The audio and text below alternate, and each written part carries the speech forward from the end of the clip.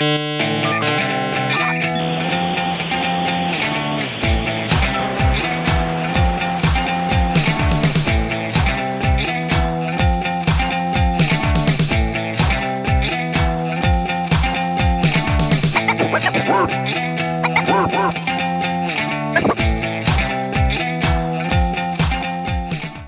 day, everyone, and welcome to the Grumpy Old Gamers podcast. Can't teach an old gamer new tricks.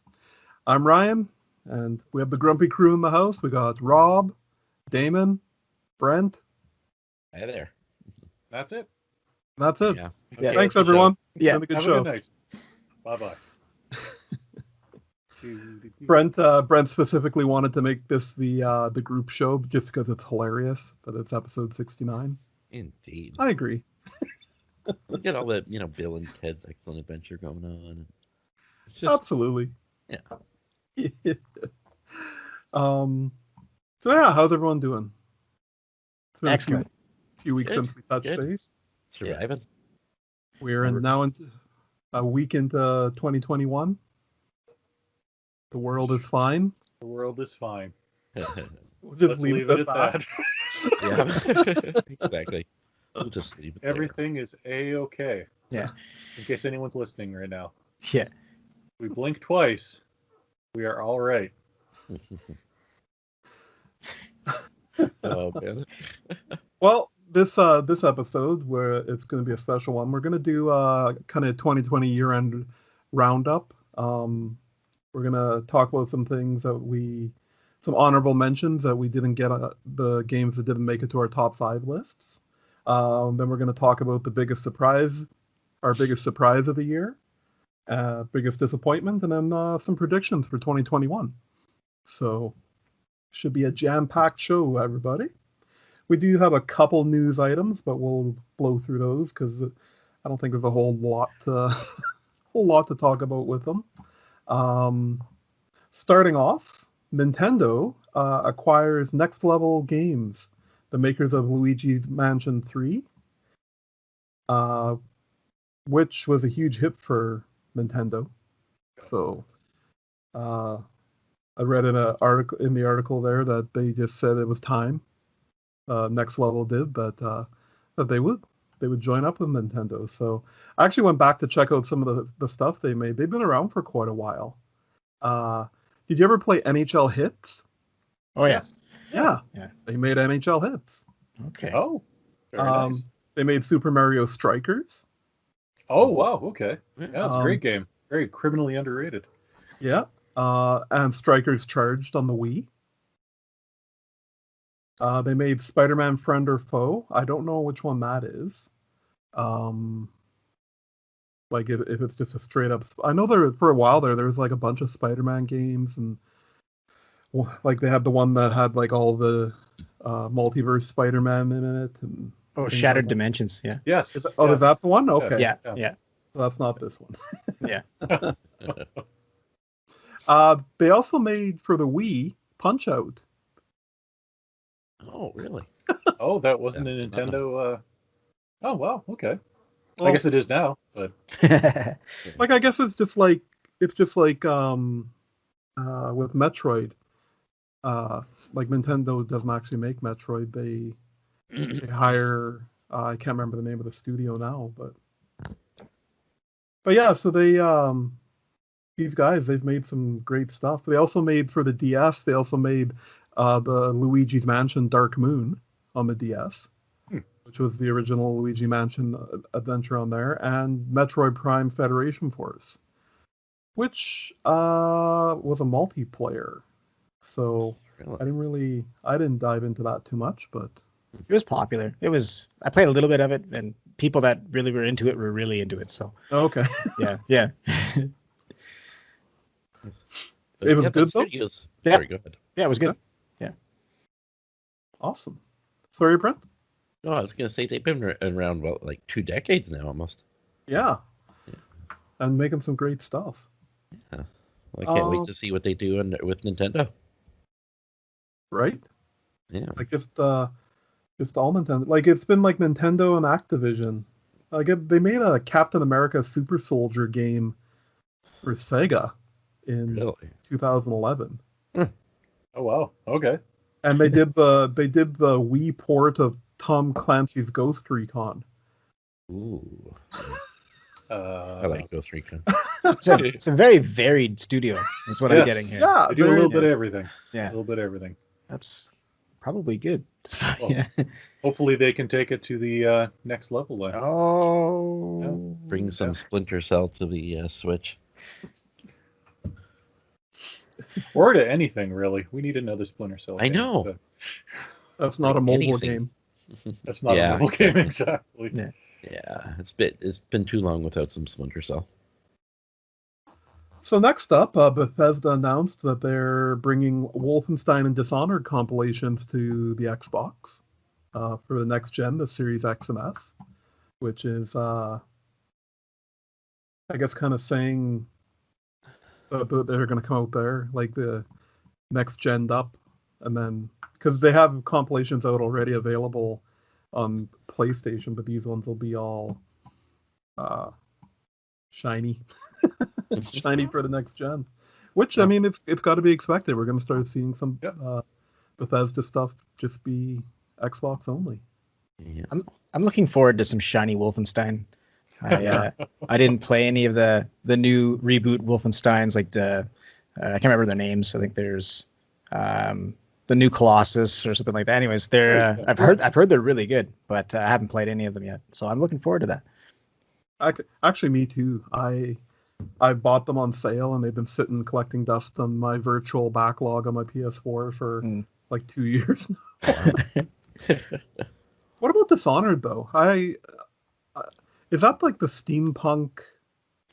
Looks like a steampunk kind of like medieval game. Is that what It's I'm thinking of, or yeah, it's kind of it's almost like turn of industrial revolution kind of that era. It's good. I played the first Dishonored. I played a lot of it, and it was a lot of fun. Just the abilities that you can unlock and stuff like that. It was pretty unique for its time. A lot of modern games have looked to Dishonored like for their gameplay styles, and it's really good. I haven't played the second one though. okay. So for some reason they're lumping in Prey, the game Prey, in with that collection. I don't know if that's part of that universe or just that studio. Shouldn't be part of the universe. That's the Prey was modern.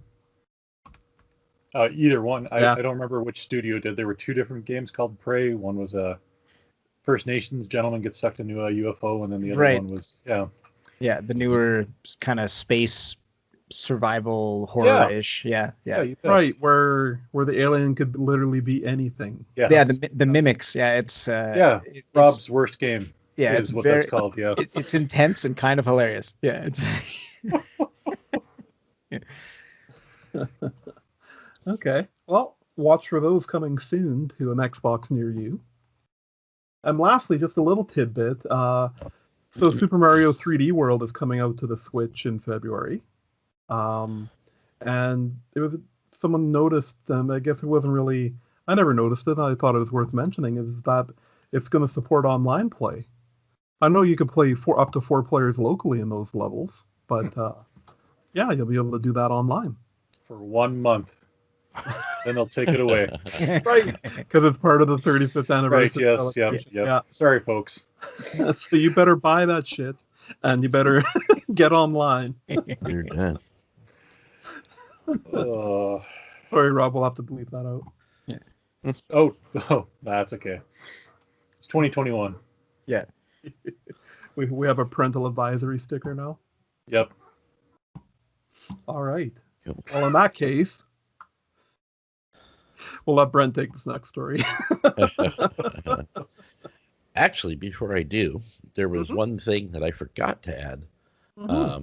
Wasn't really a piece of news, but I found out that Avowed, the game that Obsidian is working on for the Xbox, kind of looked like Skyrim. I actually found out that it's set in the Pillars of Eternity universe, which is also made by Obsidian, and Pillars was just such a fantastic game. Huh. So yeah, I think Avowed is actually gonna probably end up being pretty damn good.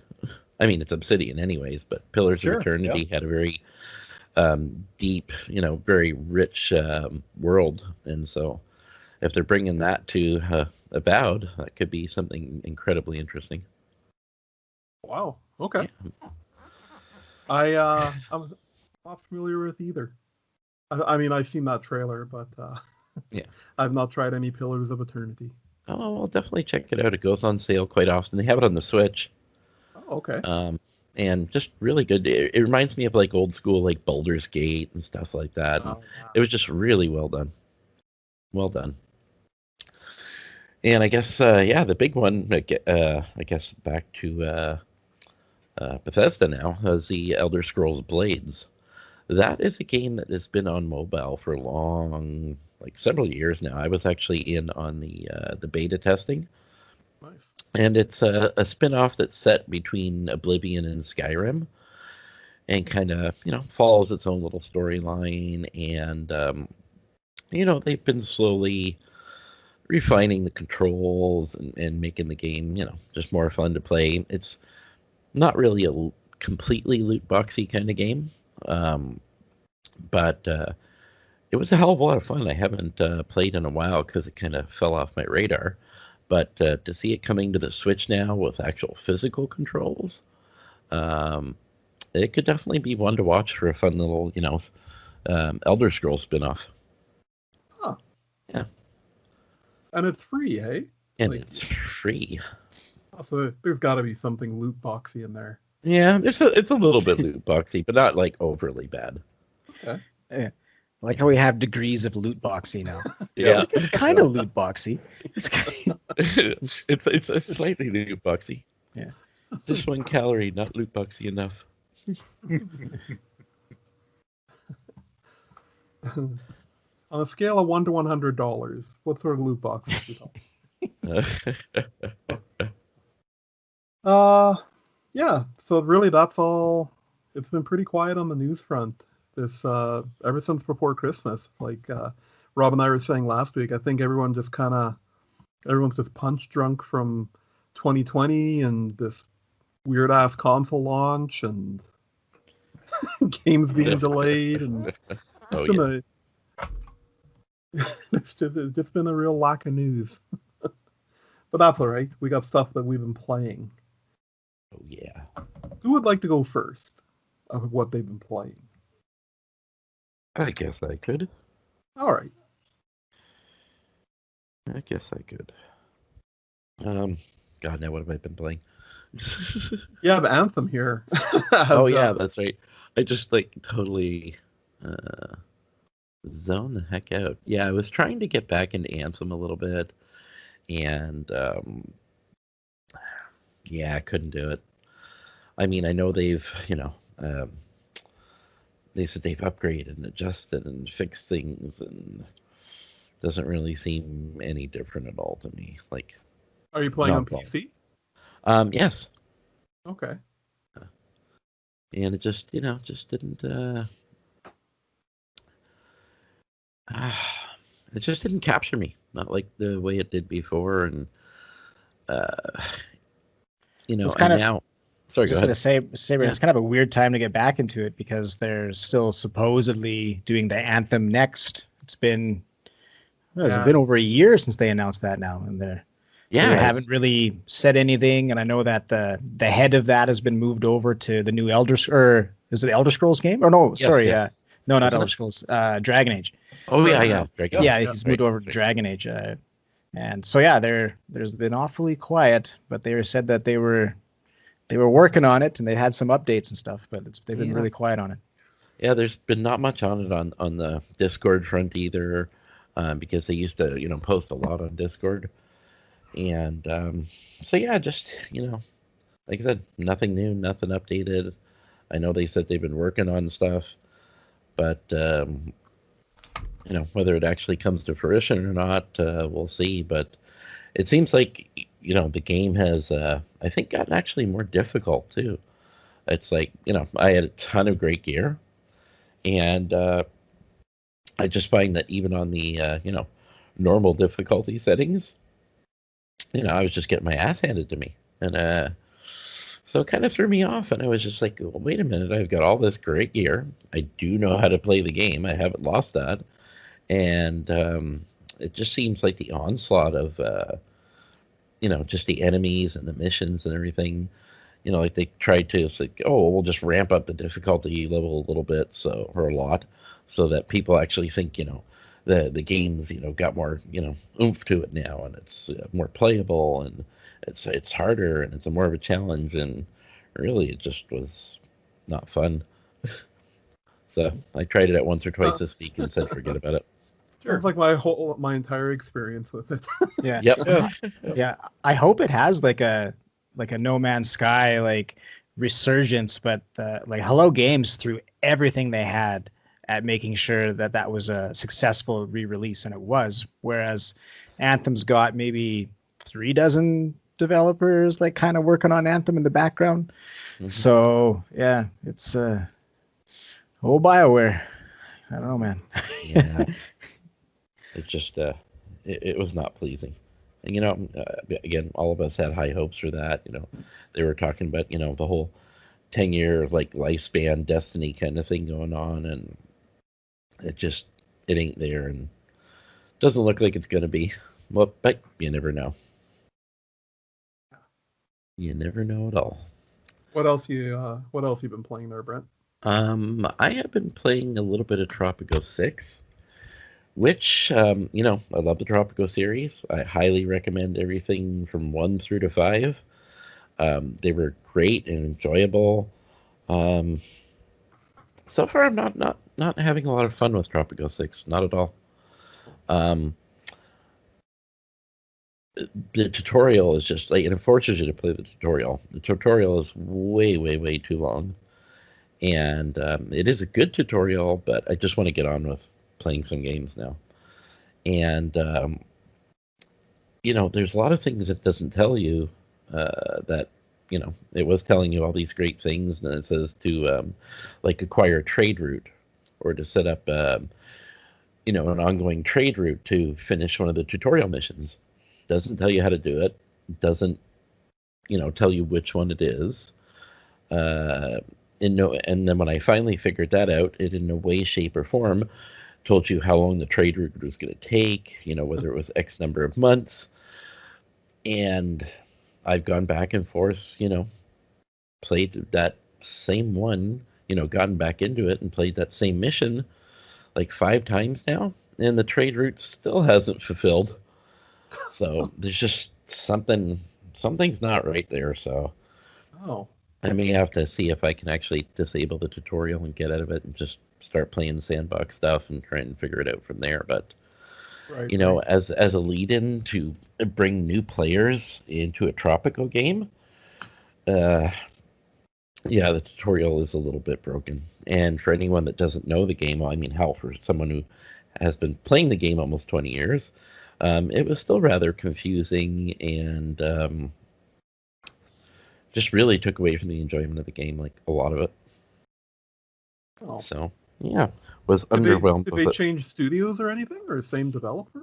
Yeah, still the same developer, still the same studio. It's just, it went in with this great tutorial. It's like, telling you things that you, like, kind of never knew before. Like, through all of this, I didn't know, in all the years that I played, because they never tell you, if you actually have a business or, anything, and you have people working in there, usually you raise the wages to get people to come work there. But if the housing for these people that are working there is in the area, and there's lots of entertainment, and you give them more money basically by paying them more, their happiness level will go up. And that's something I've always struggled with in all of the Tropico games, because, it basically never outright said, hey, here's one of the, the functions of the game. Here's how it works. Because you never knew how to make people happy or keep them happy. It was always just kind of luck of the draw. It's like, okay, well, I'll do this and see if it works. So it's given a lot of great tips, things that should have been in the game, and then it just kind of faltered off with, not giving you such great tips and leaving you hanging and not explaining what something was doing. So yeah, for new people coming into the game, definitely not going to recommend it. Okay. And then you have Armello here is your last Yes, game you've been playing. still love that game. Closest thing that you can get to, an old pen and paper tabletop style game done, as a video game. Okay. Rounds are short, even when you play them by yourself. Each round can take about an hour. The whole premise is the king of the land is infected um, with this basically disease of darkness that's going to drive him insane, and you have to try and either overthrow the kingdom or have him kind of bequeath the kingdom to you before he finally does go insane, as well as battling other characters, monsters. Um, it's a short little premise. Each game is fun. Takes like about an hour, and you Okay. can play online with other people, and it's a game that's a heck of a lot of fun. And like I said, they did keep the tabletop spirit there, rather than just losing it with games that could last 20, 30, 40 hours. It's like so each round is an hour, and just the characters, the components and add-ons you can get, power-up cards, um, and that's a whole big thing in it. The power-up cards that either give you new abilities, new weapons, and they affect every dice roll in the game depending on which card you play or put out. And a hell of a lot of fun. Like I own it on the Switch too, and it's a great little thing on the Switch because each round's an hour, so you can just jump in, play for an hour, and get out. Yeah. Yeah, you were talking about this last time you were on the show. Like, I think I was, yeah. it's definitely something I've got on my watch list to try out. Yeah. Well, there's a bit of a learning curve to it if you've never played like tabletop games, but they guide you through it so well. There is an actual tutorial that works, and they guide you through playing all the different types of characters, through all the different missions, how to do things, and then basically when the tutorial's done, you can just play the missions, on your own or online. And yeah, a lot of fun. Okay. Yeah. All right. And that's all you've been playing, right? Yeah. Okay. You've been a little laid up too, so we'll let you off the hook. Yeah, just a wee bit, but getting better now. But yes, I have been playing a great deal. Okay. Damon, why don't you tell us what you've been playing? So over the holiday break, I got to know the capitalist scum Tom Nook in Animal Crossing's New Horizons, and I mean he's not all bad, but he's all bad. No, he's kind of a jerk. But anyways, Animal Crossing New Horizons for the Nintendo Switch. It's been getting a lot of playtime in the household here. I don't know. I think you picked it up, Rob, didn't you? Oh no, sorry, Ryan picked it up. Nope. Yeah. Yeah. I've been playing my wife's copy just because she's so ingrained in Splatoon 2. So I've put probably 5 hours in. I'm just at the point where I'm building 3 houses for people to visit my island, so I'm way back yet. Yeah, it's a sticky game. Like once it gets its hooks in you, you're kind of done for. I haven't played an Animal Crossing game since New Leaf on the DS, and it's come a long way. Like it has come a crazy long way. There's so much to do in it. I can understand why. I think this will become this year Nintendo's biggest selling game. I think it'll eclipse. I might eclipse Mario Kart. I don't know. There's a lot of people have bought Animal Crossing, and there's endless entertainment in this. It's a life sim. I don't know if anyone doesn't really know what it is, but it's definitely a life sim, not unlike like Harvest Moon or. But there's a little bit more creativity involved, and you can there's lots of things you can buy, customizing your house and customizing your island, and it's layers on layers and layers, and ultimately you have to pay off that capitalist scum, because you always owe him money. The first thing you do, you're like, welcome to the island, you're in debt, And It's true. yeah, what a great way to teach children about the economy. But but it's been entertaining. I've probably dumped about 40 to 50 hours into it already. So Nice. and that's like I have some friends on my list, and I've seen like Animal Crossing 500 hours. I'm like, oh my god, like is this what I'm getting myself into? I got to the point that I could visit people, and went and visited my sister's island, and That was and I great. checked how long she played, and it was 300 hours.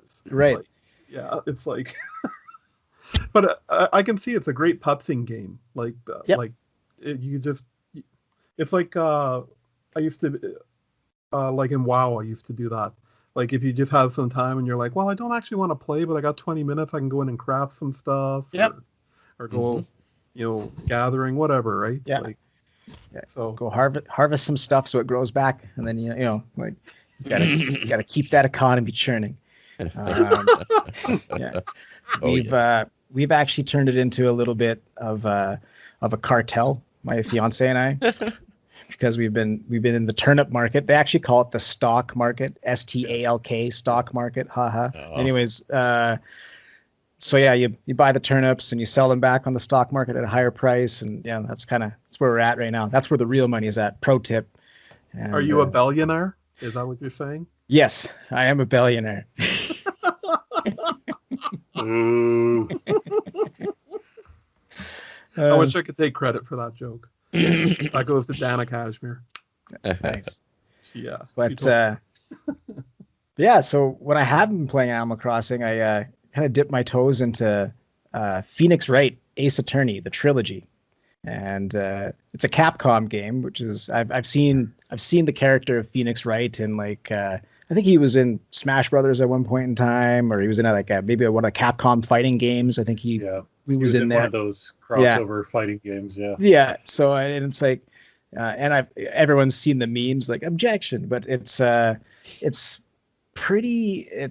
It's also a game where you can just kind of relax and play, but it's almost like a choose your own adventure type of story where you have to kind of pay attention. You visit like a scene, a kind of a pixel hunt, almost in like point and click adventure games where you have to like look for some clues and stuff like that. You got to help out your clients, and then you go to the courtroom, and there's witness testimony, and you got to like poke holes in people's witness testimony and find the contradictions in their story, and it's actually pretty entertaining. I spent a little bit of time on it. I'm only about halfway through the first one right now, but I can kind of see like why it's beloved for some people. It wouldn't be everybody's bag though, for sure. It's there's not any action or anything like that in it. It's more of an interactive story than anything, but yeah, it's been pretty good. Yeah, I played the one on 3DS. That's probably the one. Yeah. Yeah. Yeah. And I liked it. It was good. It's good Yeah. stuff. very nice. Yeah. And then in between all of that, I've been playing like something that's a little bit of a revelation. I've been playing Tetris Effect Connected, and it's on Game Pass. I had heard about it. I remember, I think I saw it was like one of the Xbox reveal events. They had like a Tetris Effect Connected on there, and I was like, oh, that looks pretty cool, a cool Tetris game or whatever. And it's not a cool Tetris game. It's the best Tetris game. It's literally the most fully featured Tetris game ever. It's insane the amount, and it's just like you want to play classic Tetris, that's there too. But the big selling point behind this is it's kind of like an auditory and visual experience while you're playing it, and it's like an emotional game. Like the way that it's everything that you do when you're moving your tetraminos modulates the sound and changes, and like the every level has kind of like its own rules or whatever, like different blocks will fall at different rates at certain times. And that's just the journey mode. There's also the effect mode where you can it's kind of like a collective point gathering game where you have people around the world are working to get certain amounts of points to certain tiers, and it's kind of like daily challenges, weekly challenges, that kind of stuff. A lot of games have those types of things, and they've worked that into Tetris. So you have like It's like you have certain goals you have to reach in order to move on and stuff, and it's really cool. And the multiplayer on it is absolutely incredible. So there's like up to 3 players can play like a boss, and somebody can play as the boss, and you can connect all 3 of your boards to make lines and stuff. It gets really intense. There's a lot of cool stuff going on there, and then I heard it was actually a PlayStation VR title, and I've been enjoying it so much. It's literally been making me hunt down like a used PSVR. Like that's how much I've been enjoying that game. So it's a system seller. It doesn't really sound like it, but if anybody's ever been into Tetris before, this is the game to get, like hands down. So yeah, I've played Tetris Effect in PSVR, and there were times when I'm playing the journey mode where I'm just like, I forget I'm playing and I'm busy watching all the stuff going on around me, and like, yeah, it's definitely one that you play with your like headphones in, and like, it's awesome. Yeah, it's great. It's really good. Everyone should check out Tetris Effect. Yeah, definitely give it a shot. Yeah, well, if you like Tetris, if you don't like Tetris, don't do it. Oh, I love it. I was like old from the very first Tetris game. I was hooked, man. So definitely get to try it. Yeah, awesome. And that's all the stuff you've been playing. Those yep. Are the big things you've been playing? Those are the ones. Yeah. You want to go next, Rob, or you want me to go next? Sure, I can go. Okay. So, kind of a eclectic group of games here, I suppose. Nothing unusual. I spent a good chunk of the week trying to get 25-year-old computer games running on a laptop about the size of a VCR. VCR, for any of the younger folks listening, used to play these tapes. Used to have movies on them before. Anyway, VCR stands for Video Cassette Recorder. Yeah, so played some Diablo on stream there. It was just as fun as I remember.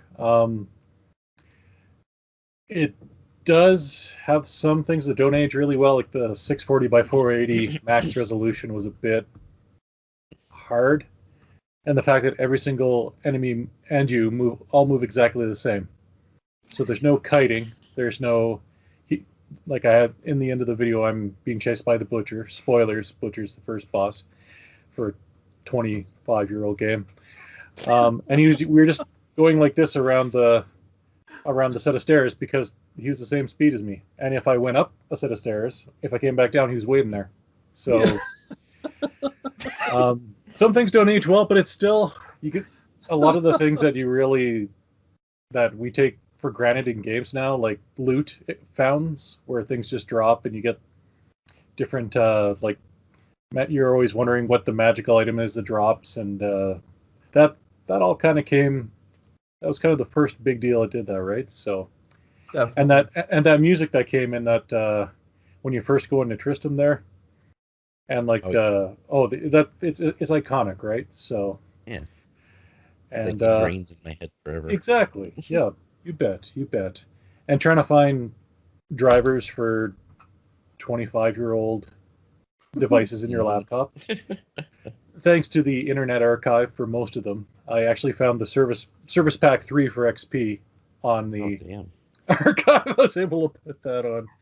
But yeah, next is going to be looking at making a Windows 98 machine because honestly, XP didn't do a lot of the compatibility mode for 98, 95 wasn't great. I'm sure we all remember that, but it's just certain games. Like I got Quake 2 here. I was trying to get running in XP. Oh yeah, did not go well at all. Did not go well. So that's the next step. But the other thing, I've been playing some of this Evercade here.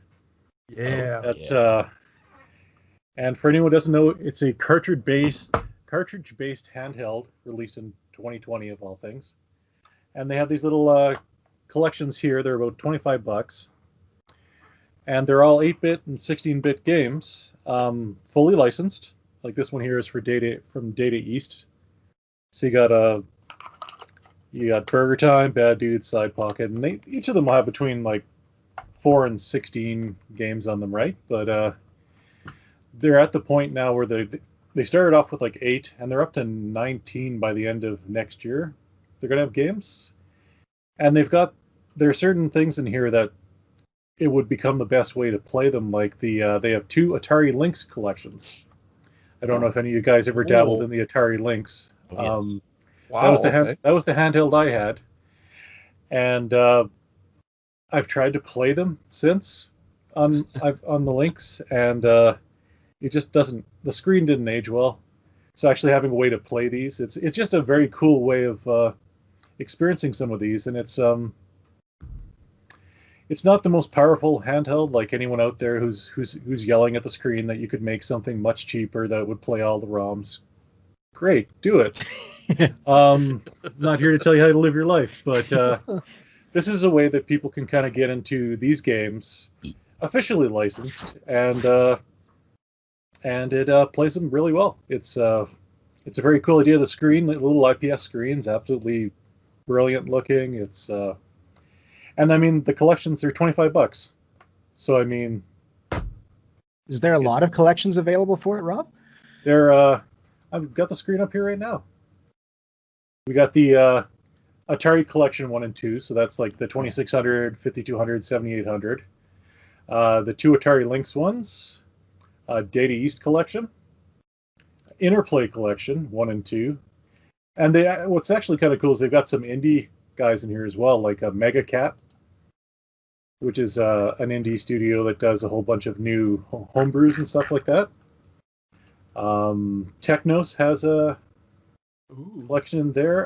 2 Namco collections. Wow. Pico, and Pico's a company that probably none of you guys have heard of, because I sure hadn't. They bought up a lot of rights of games that just kind of went away. So the games you've probably heard of, but they were just like Nightshade for the Nintendo. I don't know if you guys remember that. It was like Yeah. Oh, Yep. Definitely. They've got that. Radical Rex. Okay. There's a game called Eight Eyes, which is like a Yeah. Yeah, Simon I've played Cowell Eight Eyes. game. Yep. Yeah. The Immortal. So they've got Power Punch 2, which was the unofficial sequel to Mike Tyson's Punch Out. So they've got the rights to all those games. What else we got here? Oliver Twins. There's a new collection, the Xeno Crisis Tanglewoods collection, which is like a dual stick shooter. They've got a Worms collection coming out, which I'm very excited about, which is going to have Worms Armageddon, Worms the original, and then Worms Blast. Nice. An Indie Heroes collection, and then Codemasters, which yeah, Codemasters has a bunch of games I didn't know they made. But Cannon Fodder, I don't know if you guys have ever heard of Cannon Fodder. It was an old, you had military guys and you kind of dragged them along and shot, tried to get through levels. Big Nose, the K-Man, yada. B-52. Bunch of games that you'd recognize if you saw them. And then, so this is really good for a lot of things. Like they've got some of the bigger ones, and then they've collections, and then they've got collections from. It's a way for indies to kind of get stuff out on a official platform. So it's pretty smart because it's like collectible in its own, right? That's the thing. Like, sure, you could probably download a lot of these, but they come in a nice little case here like this. Exactly. Yeah, that's cool. And the artwork and the, I don't know how else will come on the pictures there, but they've got like for each of the games they got a Bad Dudes. Shout out. Yep. So it's a really cool idea. Like I said, the hardware's not going to blow anyone out of the water. It's like an A7 running Linux. But so just for a little reference there, so I've had Bad Dudes on my wish list forever on the Switch because I want to pick it up and like have it on the Switch, but I'm not going to pay $10 for it. Right. You know, like that cartridge there, that sums it up perfectly. Does it still have the same intro screen where it says the president has been kidnapped by ninjas? Is that still there? It does. It is the NES port, so it's not the best port to play, but it is like the arcade one was so much better. But it's everything you remembered, like the one with Double Dragon, Crash and the Boys, River City Ransom. Like there's all sorts of games that. That's cool. Yeah, it's a really cool idea. So, shout out to the folks at Blaze and the Evercade. How much does one of those cost? I think you can get on Amazon. You can get one by itself for $99, or with 3 cartridges for $129. That's really, really good. That's actually a solid deal. Yeah, it's Canadian rubles there, so Yeah. it's like $14 American. Anyone is listening like that, so. And There you go. yeah. So that's what I've been playing, Ryan. Nice.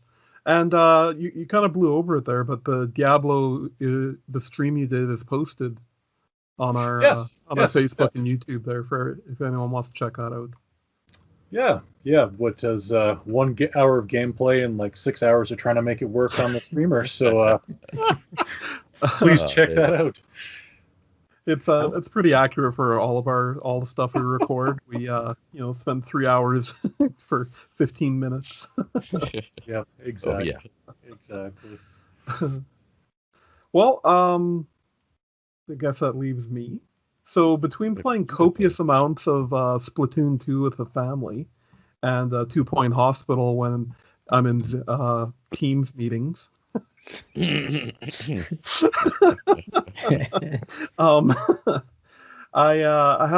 had a chance to play a couple other things. I've been playing Tiny Metal on the Switch, which is Advance Wars or any of those Wars games. It's just they've taken that formula, did some of their own things, and it is awesome.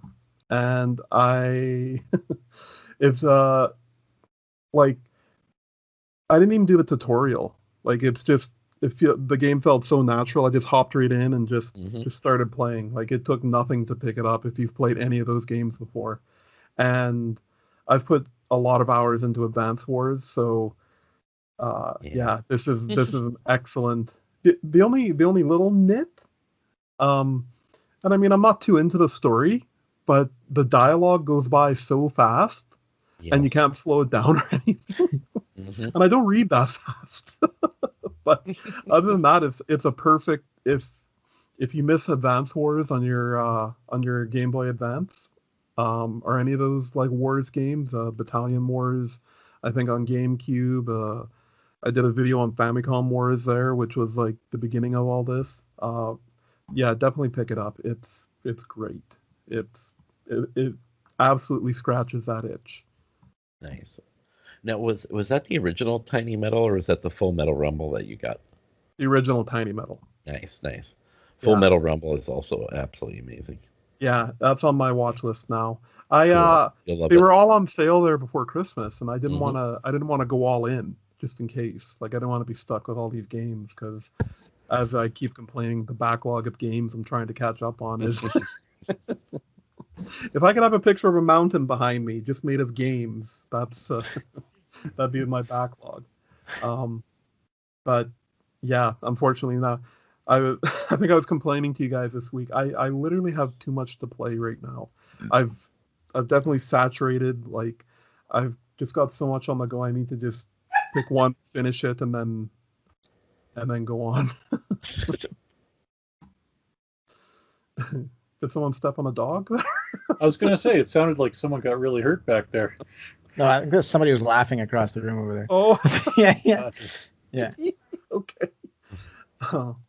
And then next up, I had the opportunity to try Astro's Playroom. I did get my hands on a PS5, and Astro's Playroom is very good. It's the perfect game for introducing you to the PS5. I haven't had a whole lot of time to play around with it. It's been doing a lot of syncing and thinking. I don't know.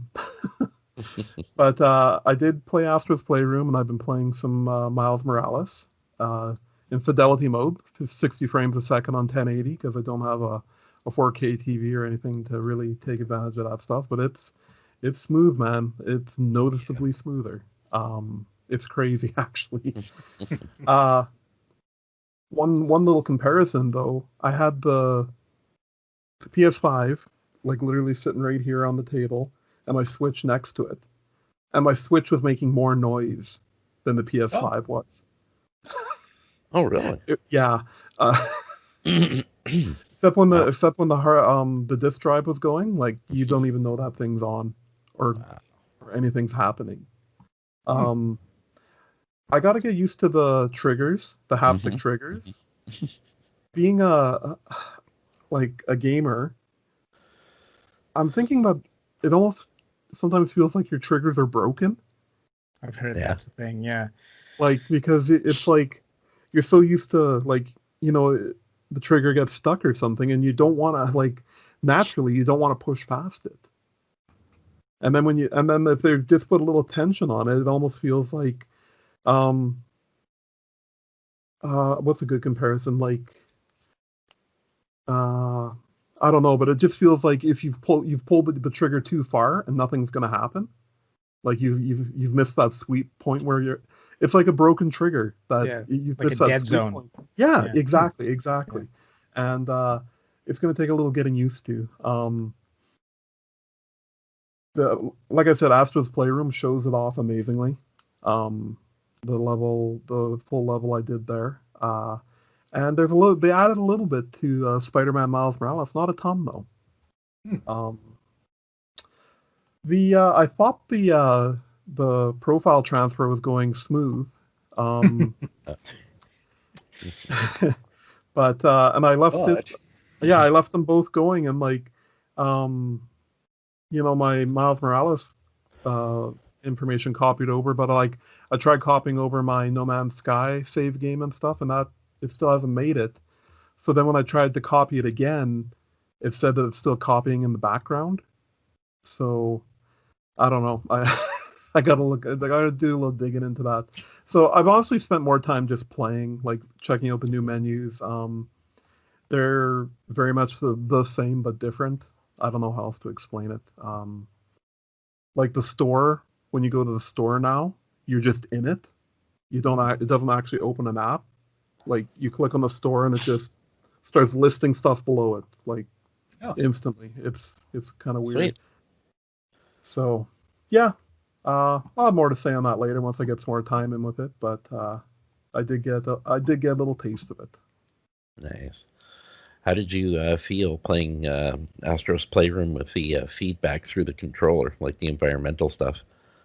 It's pretty cool. It's cool. Yeah. I didn't get to I hear the raining one. I've heard that numerous times. Crazy. Is the best show. Yep. I did the cooling level where there's a spring guy, a guy. Yeah. And it really shows you the tension on the triggers. But there isn't a whole lot of HD rumble in that level. I didn't find. So the rain was the one. Yeah, I thought that would be in the cooling, but it wasn't. No. But yeah, I'll report more on that as I place more of it and sweet. Yeah. So I think that rounds up everything we've been playing, and we'll get into we'll finally put 2020 to rest. Yeah. Behind the woodshed. Since I've been talking about games already, I'll start off with my honorable mentions. These are things that I wanted that nearly made my top 5 list, but didn't. First off, Carrion. Everybody should try this game, even if it's just for 5 minutes. For the controlling of the beast. That's you basically okay there? No, I see you've played Carrion before. Yeah. That's how the game works. Yeah.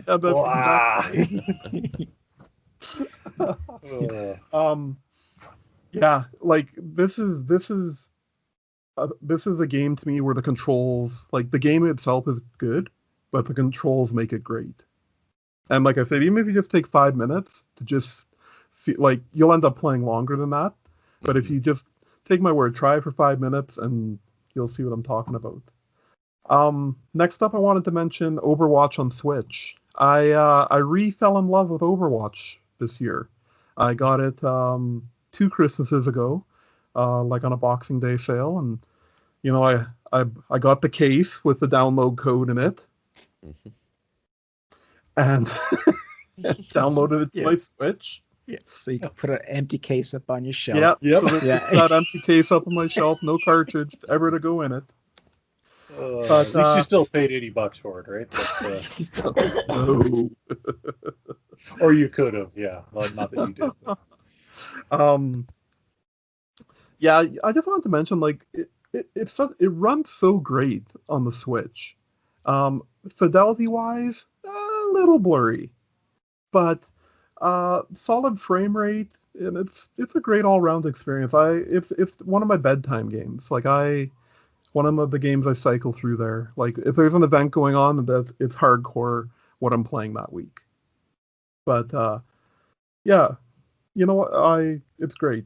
If you're looking for a great first-person shooter on the Switch, I'm going to recommend Overwatch, a 4-year-old game. And last but not least, Marvel Ultimate Alliance 3. I really struggled. I really wanted to put that on my top 5 of the year, but just didn't quite make it. And what really propelled that one was the hatred I had for the Marvel Avengers game. So, but Yep. yeah. So yeah, anyone else have a who would like to go next for their honorable mentions of the year? I'll jump in. Okay. Yeah. So one I already mentioned, and that was it got rated under the wire as Tetris Effect. Mm-hmm. And I already ranted about that one a little bit. And the other one was Ring Fit Adventure for the Switch. Oh, Yeah. Right. So yeah, that one snuck in there. I'm writing a review on it. However, the last week or so, I've been a lazy bastard playing Animal Crossing. So there's not a lot of room for both. But anyways, Ring Fit Adventure is another example of just Nintendo thinking completely outside of the box when it comes to their games and the way that you consume this content and media. Like, you know, everyone's played Wii Bowling, right? And everyone's played. What was that called? Yeah. Yeah. Yeah. Exactly. Right. You probably got 4 of them somewhere. I've got 4 or 5 copies. Yeah. It's just such an innovative idea, all jammed into a plastic ring, and it even goes as far as to use the infrared on your Joy-Con as like a heart rate detector. It's really that encompassing with fitness, but it's gamified. Yeah, it's totally gamified, and it's really well done, and I'm looking forward to going back into it as well. And like I was doing it, and like anyone else looks at it, it's like, oh, it looks kind of weird, but then you start doing it, and you're like, wow, that's really good. So it's I can see why it was sold out for ages and ages, and this year in particular has likely done a lot for its success. And but it just makes me really hopeful that Nintendo will continue to do things like Ring Fit or Labo, or just innovative things that push games away from just a controller in your hand. So good job, Nintendo. Yeah, Rob and I really piled on when it was first announced. We were like, what is this? Yeah. And then we were like, well, we'll just get one as a joke and we'll try it out. And then, yeah, then it was sold out. So yeah.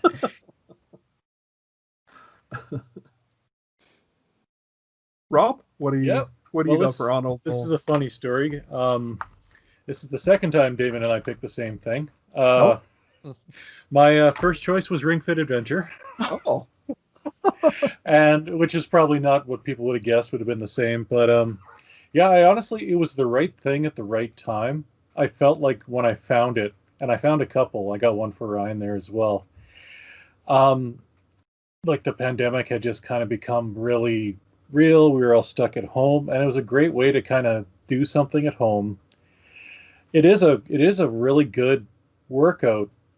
I mean, not if you're doing CrossFit, but if you're doing CrossFit, you haven't probably bought Ring Fit. Yeah.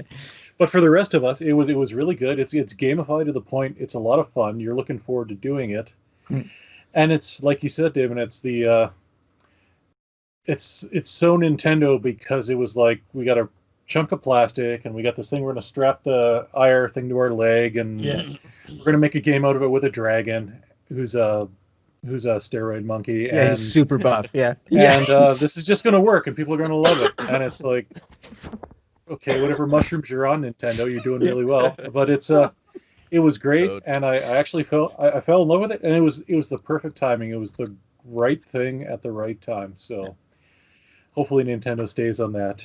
And speaking of things that are the right time, Fall Guys was my next one there because Yeah. the staying power. That's what kept it off my list of top 5 would have been the staying power. I don't think it has lasted as long as or stayed as long as maybe some other games, but it was the perfect timing. It's a feel-good, light-hearted, fun kind of game with stupid little outfits you can buy. Got the right amount of cross-promotion to keep people interested, and it just was what we needed at the time it was released. It's like there was no shooting terrorists in the head. There was no post-apocalyptic.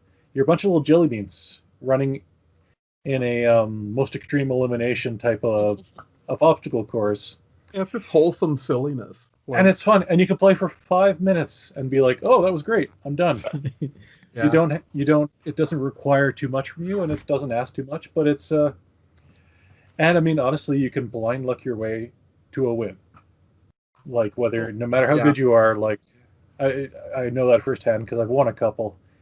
It's like not through any skill of my own, but it was just a case of a perfect game at a perfect time. So that's my second choice there. Nice. Yeah. Brent, what do you got for your honorable mentions? Well, my honorable mentions are to start off with Railway Empire, which I was completely enthused for because, same people that make Tropico, and I love trains. So it's kind of like having like your little own virtual train set on your computer, and basically paving the way of the Old West and connecting America through trains and all this nostalgia and feeling and emotion of basically creating the railways that formed a country. And it wasn't all that. I mean, it was still a good game. I enjoyed it, but there's too many little glitches, too many little problems. And I think I'd mentioned this before that their sandbox mode isn't actually a sandbox mode. You still have to play missions. And then the free roam mode, which I thought, okay, this is going to be the sandbox mode, is basically just like playing with a train set. You make a train track and, goes around in circles and does its thing. And they kind of missed the mark on it. Right. But still, what was there was very entertaining. Okay. It was fun, but just the longevity of it just didn't seem to be there because, a sandbox mode is a sandbox mode. You can play forever if you want to. And so, yeah, they missed the mark on a few things, and I don't know why they did it that way. But that's why it ended up as an honorable mention, just because the gameplay was so much fun, but the rest of it kind of fell flat. So, Okay. And my other one was Dark Souls, the remastered edition. I think once in everyone's life, you got to play Dark Souls. You have to. It's an experience like nothing else. It's sometimes frustrating. It probably was the start of people throwing keyboards and controllers through TVs and screens. It can be frustrating, like crazy frustrating when you're you just get out, you think you're going to get something, and then you're dead. And then you're like, okay, well, I know where this is and what's happening and what's going on. And 30 seconds later, you're dead again. It's still an experience. I mean, not to say that it's insurmountable and you can't, finish the game, because you definitely can. I've done it. But I think that at this stage, having played it so many times and having played all the other Dark Souls games, that it just didn't make my list because I don't know if I can stand the abuse anymore. But I'm sure I'm still going to go back to it. I own it now, so maybe I'll go back to it a year or two from now and just be in the right frame of mind to give it a good go through again. But when you're feeling good about yourself and you just Right. need that knockdown. yes, Yeah. and you're getting all that zen going on. Because definitely not a game to play when you're tired, or you're just kind of feeling zoned out, or you've had a rough day. It's not the game for that kind of day. But so that's why it earned an honorable mention, even though it is still a damn good game. Excellent. Yeah. Right on. Okay. So we'll move on to biggest surprise of the year. And why don't we start with you, Rob? What's All your right. biggest surprise of the year was? Well, I wrote down 2 here just in case, because I figured the first one's going to get picked. Okay. But since I get to go first, screw you guys. Bethesda bought by Microsoft. That was mine. Rob did I it. knew it. The ZeniMax purchase. Yeah. I think at the beginning of 2020, that would have been. I know there are a lot of studios picked up, but Bethesda seemed too big. You know, they weren't in a financially bad state. They're still releasing hits, Fallout 76 aside, and it was just when that was announced, and they've also been working so well with Sony over the years, that the fact that they're like, oh yeah, we're gonna join Microsoft, and now future games will be exclusives. It's just, it was such a out of left field surprise, and it's still kind of hard. I find myself forgetting. Like, I think, Brent, you posted that article about Bethesda. There were a couple new games coming just to Xbox, and I actually had to stop myself and go, why is that? Oh, right, Microsoft owns them. Yeah. So that was my surprise of the year. It's okay. I had a backup one too, Rob. Excellent. Yeah. It'd be awesome if your backup was the same as mine. That would be amazing. Well, the backup one I had was the addition of EA Play on Game Pass. Just all that stuff on there. It's like, here you go. Like, the biggest surprise of the year, Game Pass is still awesome. But so you took mine, Damon, and I only took one. So that was. But that's okay. That's it. I guess at least Brent. Yeah, I was just gonna say, like, just Game Pass constantly surprising me this year. I didn't write it off, but I didn't give it the attention it deserved at the beginning of the year. And then, with the addition of EA Play and like the xCloud and them keeping a constant rotation of great games in the library, it's been great. Oh, totally. What's your biggest surprise of the year, Brent? Well, I was gonna go with Games with Gold, but no, I'm just joking. My biggest surprise of the year was Cloudpunk, and still is. The game it hooked me, and it really hooked me deep, and I can't, I hope they put out more. Whether it's another game, whether it's more Cloudpunk, but the game impressed. It's like if you took Minecraft and made it Cyberpunk, and the game was just a hell of a lot of fun. You're basically a courier who's replacing another courier.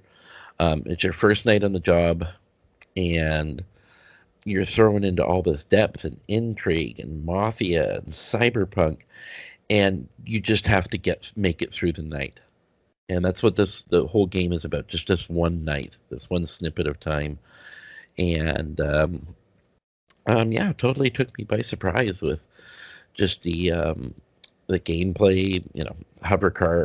Running the hover cars is absolutely amazing and fun. But yeah, just the whole gameplay, the story, the voice acting. For a small game, it had a lot of heart, and something I will definitely go back and revisit again. And I hope the developer does more, whether it's more Cloudpunk, whether it's something else. I just hope I'm really looking forward to seeing more from them. They actually did I can't remember the name of it now, but it was a turn-based mech battle game. Isn't It was it at Faster Than Light? No, not uh, Faster Than Light.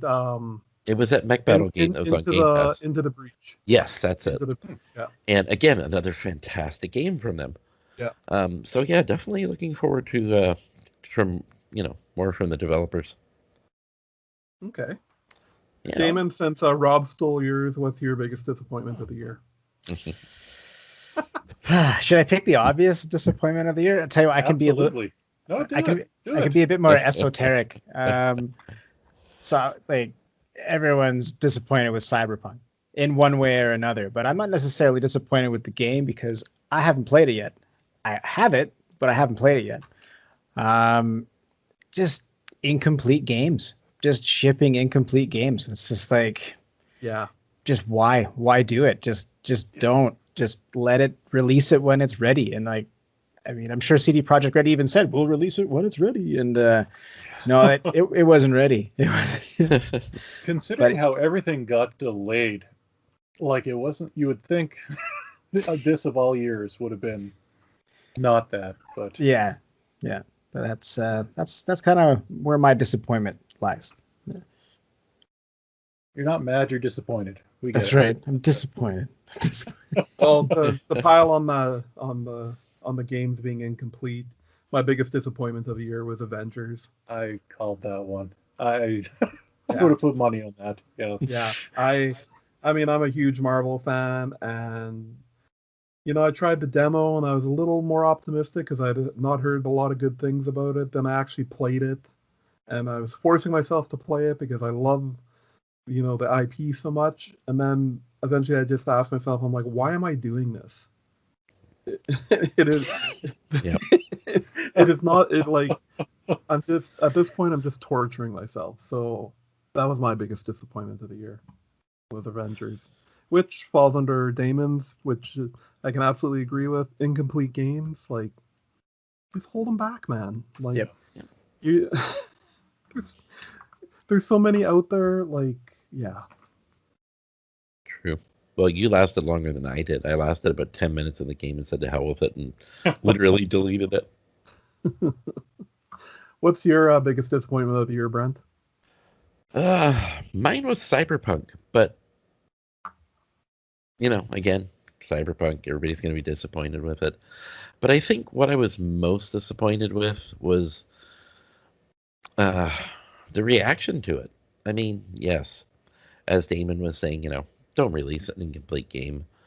But for, everyone on the net to thoroughly trash the game to the point where people aren't even going to want to play it anymore. There are new people that are going to be coming into it that might have been interested, and they're going to be told, don't play that game. It's going to be horrible. And so I think my disappointment is because of this. There are a lot of people out there that are going to miss out on something that will hopefully one day actually be a really good experience. And I'm still going to play. Not yet, but I'm going to play. Yeah. I'm waiting for the Series X patch or the upgrade. Oh, yeah. So, yeah, that's Sure. one. Yeah. Rob, what's your biggest disappointment of the year? 2020. Yeah, just in general. Just the whole year fair. in general. Just the year. Big dumpster fire. No, my biggest disappointment of the year is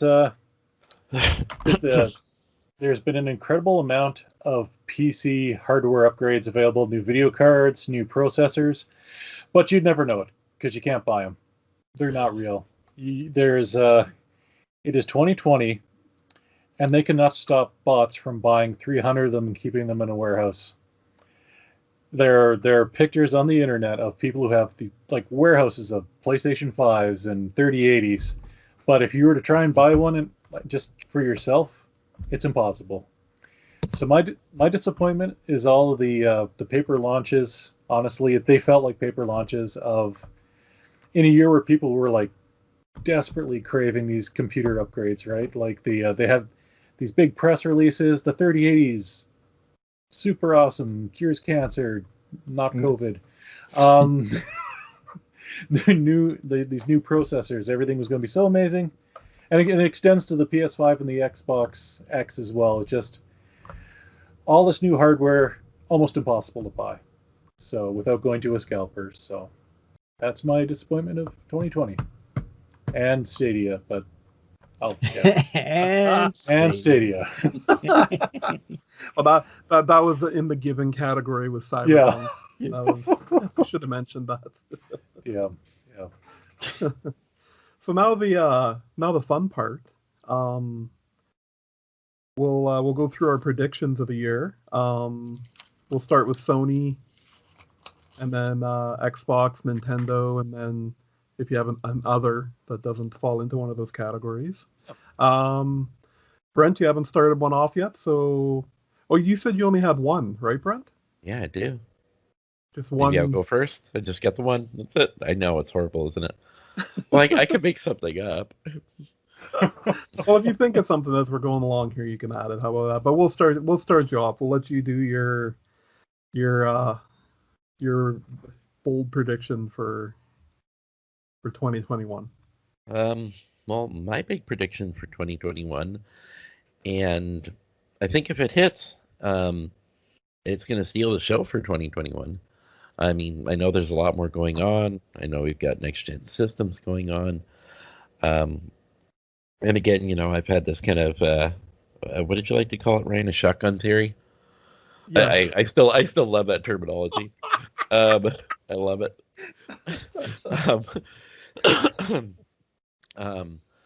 About the new Switch, how it was actually going to be kind of a rebirth of the Wii U, with a unit that is a handheld. You can play games on it, but it's also, an extra controller, and that the next Switch would actually be, a set-top unit that played high-end games that you could stream to your Switch, that you could play on the TV. And I think that really hit home for me, and I'm trying to remember who it was now. It was one of the Japanese executives when asked about the Switch, he just said, Switch is just a name for their product line. It's not necessarily indicative to the portable unit itself, and that there were going to be multiple tiers to that system. So I've kind of had that, Wii U rebirth kind of vibe going on in my head for a while. And then just in the last week, kind of got thrown a little curveball where they've been talking about keeping the Switch hardware, possibly another new Switch as well, but putting all the new chip and all of this new technology into a new dock for the Switch that will allow it to play these higher end games, that will allow it to play, 4K, that will actually, extend the capabilities and literally the longevity of the current generation of Switches. And I think that's actually a hell of a lot more feasible than, going off and creating a whole new, home-based, standalone console. It would fit right in with the market sector. All you would need to do is buy the new dock. You wouldn't have to go and buy these new games or do anything else. You already have your infrastructure set up. You just got to go out and pick up this new dock that's going to give you all these new capabilities for your Switch. And I think that's probably the more feasible and realistic route that could and might actually probably happen. Okay. Yeah. Right on. And I'm hoping for lots of Game Boy games. Like literally like everything from like the original Game Boy, the Game Boy Color, Game Boy Advance, just everything, because the Switch is a perfect platform for it. It really, really is. And I wouldn't mind paying if they did it in a monthly, thing like they have with the old NES games, where you just, you pay your monthly fee or yearly fee or whatever. I would gladly pay to have access to all the old cool, Game Boy games, a lot of them that I never got to play. Absolutely. So I'm hoping for that this year too. So that's the Switch hardware and Game Boy games, kind of your two main predictions there then. Yeah, and with the way the Switch has been selling this year and into next, bringing back those old Game Boy games and that new Switch dock that extends the hardware and extends the life of your Switch, I think that could turn 2021 upside down a little bit. Okay. Game wise. Yeah. Okay. Yeah. All right. No, those are definitely some good ones, Brent. I'll start off at the top here with Sony. Damon, do you have any Sony predictions for the year? Yeah, it's kind of a prediction, and almost like they need to do it, but they need a competitor to Game Pass. And I think if they're going to do it, this is the year to do it. They kind of have the beginnings of it with the launch of the PS5. I can't remember what the service is called on it, but it's they have like the classic collection or whatever. You get all the games. That's a good start, but still not Game Pass. And No, yeah, definitely. I think that's they need to put a little R&D into that. And I hope if they did that, this would be the year. So that was actually mine, but my we're all on the same page here. That's right. Yeah. That's why we're here. Yeah. But my Hail Mary of this is that they add some exclusive developers, meaning they add Ubisoft or they add Activision. Mhm. I mean, Activision probably not, but it'd be smart. I mean, Ubisoft, I can see. I mean, all the Call of Duty games and everything, like yeah, they're huge, and Sure. if they added to their PS Plus, yeah. So, yeah, they need to. There's gonna be. I'm predicting there'll be some sort of revamp with PS Now, and they're gonna add the Hail Mary is that they're gonna add a big exclusive developer to it. Rob, do you have anything for Sony? I got two for Sony here. Okay. Both of them are a little bit out there. One's a lot more out there than the other one. Okay. First one is that this year we see the next gen VR hardware for the PS5. That's going to have a lot more of the tracking capabilities that the Oculus line would have, where you can move a little bit without having the camera monitoring the lights on the Move controllers. Right, it'll be a lot more high end, and that you'll start to see games like Half-Life Alyx and stuff where they haven't been able to do that with the Move controllers, or not. It would be out of the question, but with the new tracking capabilities of the new stuff. The other one, my Hail Mary for the Sony, is a new handheld. Oh. Because not because I think it's really likely, but I desperately want to see it. The Vita was so good, and I'm not a Sony fanboy, and I've never been one. But the two handhelds made by Sony have both been really, really good. And the PSP got a fair amount of love, the Vita got no love. And I would love to see Sony take another crack at it, somehow integrate it maybe with the PS5, like, the old advanced GameCube links or something like that, or somehow interface it with it and just come out of the blue and say, hey, here's our Vita 2. Nice. Not to be called the Vita 2, I'm sure, but just a new handheld. Sony. Listen, come here, Sony. Hey, I can dig it. I'd buy, man. Yeah. You know my love for the PSP. Yeah. plus one for that. I'm a new Vita owner, and it's so far ahead of its time. It's crazy. Yep. Like, Absolutely. Yeah, it's kind of silly. Like, it has features that the Switch doesn't have. And like, when did the Vita come out? I don't know. Like, I remember Kaz Hirai announcing that on stage at like an E3. Like,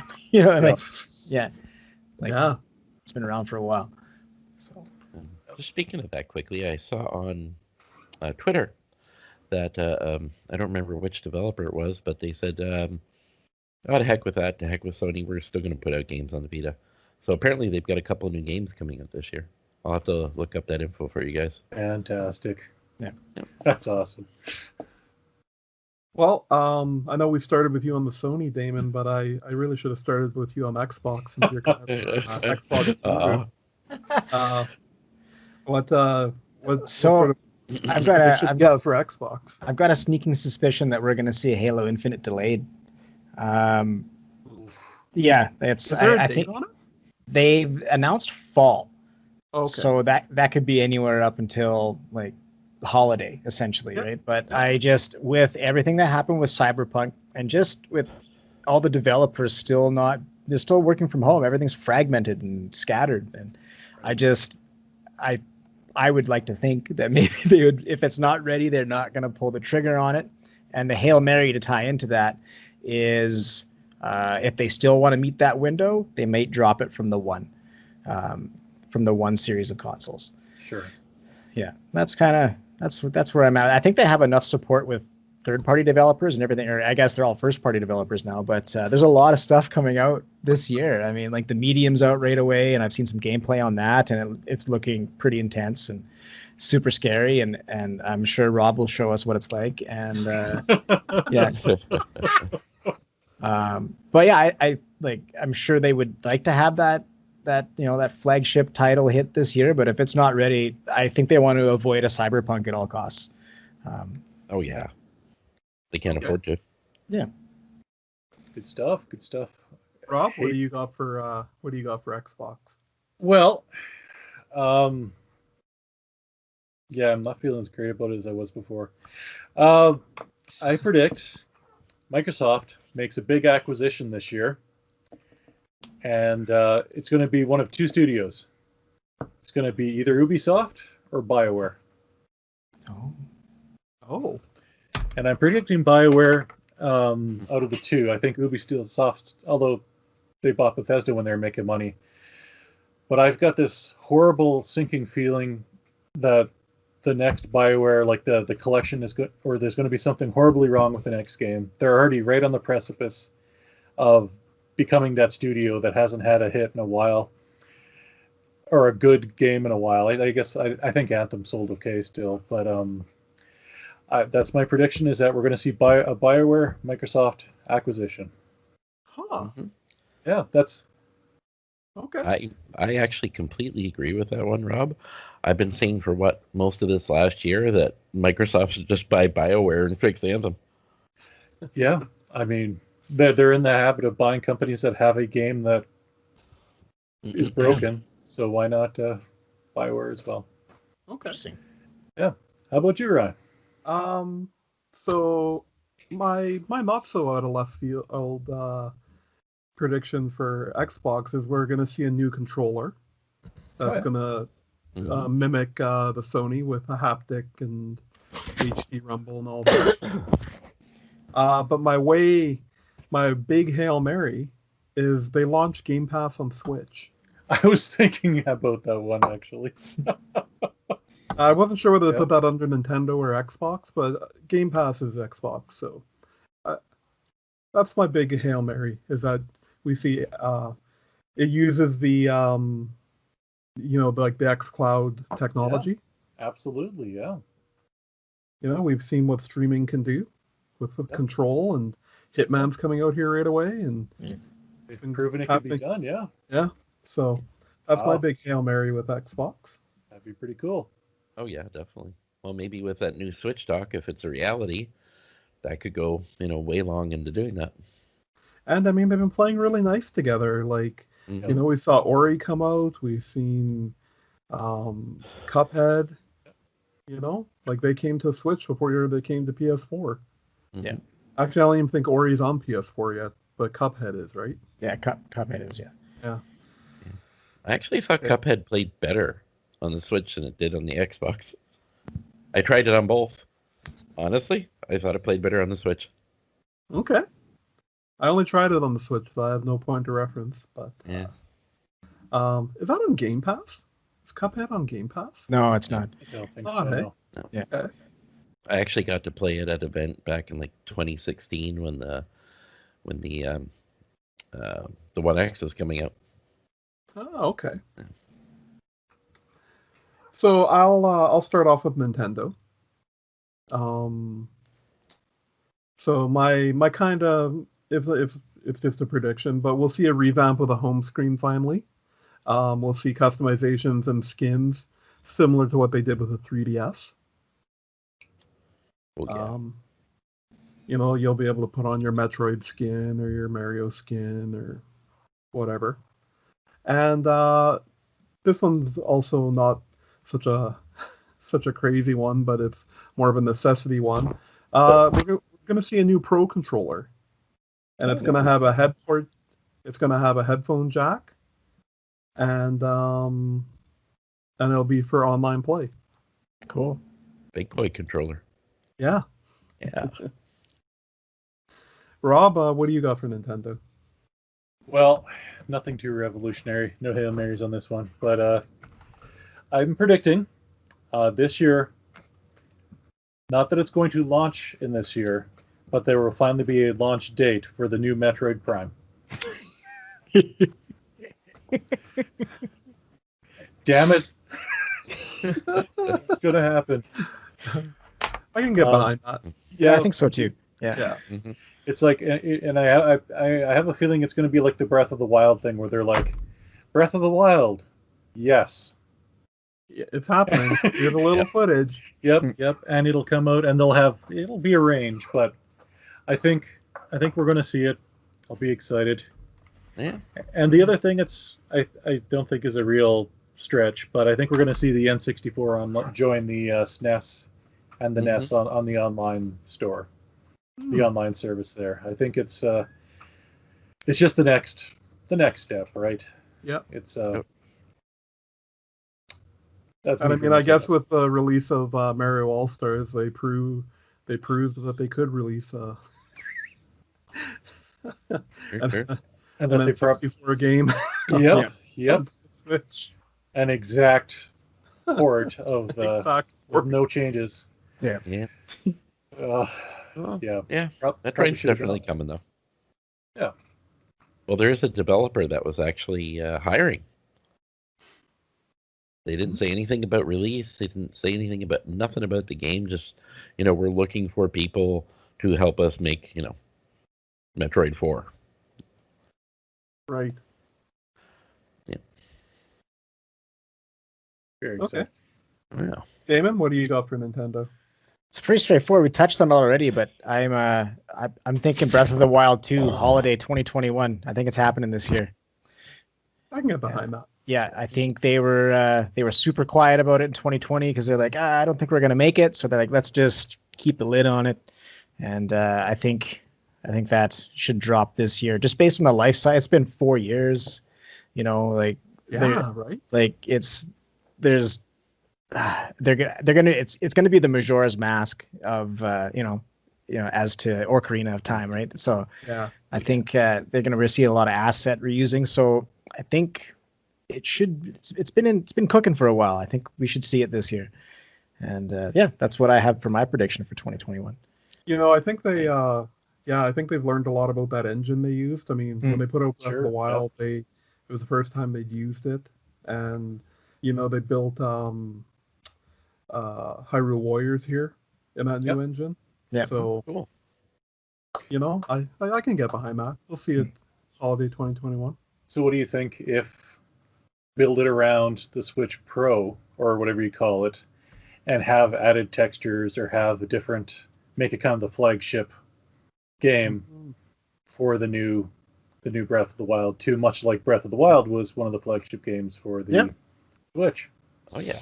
Yeah. See it. You got to push that hardware as software, right? That's right. Absolutely. Yeah. Why would you launch a new console and not have any new games? That's the 2020 way. It's the 2020 way, exactly. All right, this is the category I'm really excited about. I want to see what you guys came up with other here. Any other? Oh, yeah. Well, do you want to go first here, Rob? Absolutely, I do. They got a big grin Okay. on my face. All right, this is my most Hail Mary one of them all. But I think there have been, and I'm going to get laughed off the show here, I think there have been subtle hints that this may be coming. I'm predicting 2020, a new next-gen console is announced by Sega. Do you have it, Rob? Well, that was going to be my other pick, too. I think they've been making it just seems like little subtle hints. They had the whole year. They were just a little bit of Sega here, a little bit of Sega there. And I think they're at the point where they could financially back it. And I think the world is ready for it now. I mean, I want to see it. Damn it. Okay. The Dreamcast cannot be the last Sega console. Not that there's anything wrong with the Dreamcast, but it just... I love my Dreamcast. Yeah, it just... other than the controller with the cord going out the wrong way. But that's my prediction. Next-gen console. And not in the way that Intellivision or Atari VCS did with theirs, where it's like, it's a PC and it has Sega Classic games on it. I'm talking a full next-gen, Ryzen-powered new console. Okay. Announced. 2021. I'm down. All right. I'm down with it. Damon, you got anything? Good? It's a small one, but it's okay. Just the rise of alternative gaming systems, like not unlike Rob with the Evercade today. I just think that like a lot of smaller developers of hardware are like looking at success, like the SNES Mini, the Genesis Mini, and so on and so forth, right? So I just think that there's more of a resurgence of that alternative gaming kind of in the market right now, and I'm happy to see it. So there's a bunch of actually Rob and I touched on this last week. There's an article by, I think it was Kotaku, and yeah, there's a bunch of great like independent consoles coming this year, and I think people are going to get behind them. Yeah, they're tired of like, I don't know, the lining up and the hunting for their next gen systems. They want, they just want to play something that'll make them happy. Okay. Oh yeah, totally. Yeah. So mine's kind of an obvious one, but I think we're going to see a huge resurgence in PC gaming. PC gamers, we've always been around, but I think people, I've had more people inquire with me about Cyberpunk in the past like 2 weeks, and like, should they get it on PC instead of like trying to play it on a console, or do they need to upgrade their PC to be able to play Cyberpunk? As much negative press as there has been out there, people still want to play it, but they want to play it on PC. Yeah. And I think that's going to bring back the whole PC flexing, I guess is probably the best term for it. Like, people want to feel special again. People want to, the guy who puts $4,000 into his PC wants to be able to like share those specs and be able to tell people that he can play at 1,000 frames per second, or whatever he can. Yeah. You know what I mean? And his load times are in the negatives because it's so like his stuff actually travels through time that loads so quickly. Like that's Stadia's tagline, the negative latency. That's so. I think we're gonna. I think PC is gonna be huge this year, and and also people are gonna realize like even buying games on PC. Mm-hmm. Yes. The cost can be significantly less than on a console. Like, the Steam and Epic Store sales alone, like in December, it's like, this new game came out 2 weeks ago, half off. How do you like that? Yeah. Yeah. Well, look at the 11 games I got for $100. Yeah. Just at Christmas time. It's crazy. Yeah. Even Ubisoft Uplay, like, it's only on PC right now. And if you want to try all their brand new games for their subscription price, you can have at her. And the Luna. And the Luna. Honestly, it's on the Luna. I don't know why they did it, but it's like, that's right. Yes, that's yeah. Well, I mean, that's Amazon's power, right? They wanted absolutely. Yep. So, okay. Yeah. Well, I think that's all. Anyone have any others that didn't get categorized or anything there? Well, I actually did have another. I thought of it while the show was going on. Okay. I can echo your statement about PC gaming. I think handheld gaming, portable gaming, is going to see a huge resurgence in 2021. You've got the Switch, you've got xCloud, and you've got a lot of new retro systems popping up. I really do think we actually are going to see something from Sony as well as a companion to the PlayStation 5. And I think it's going to be a big year for taking games on the go and basically being able to play wherever you are.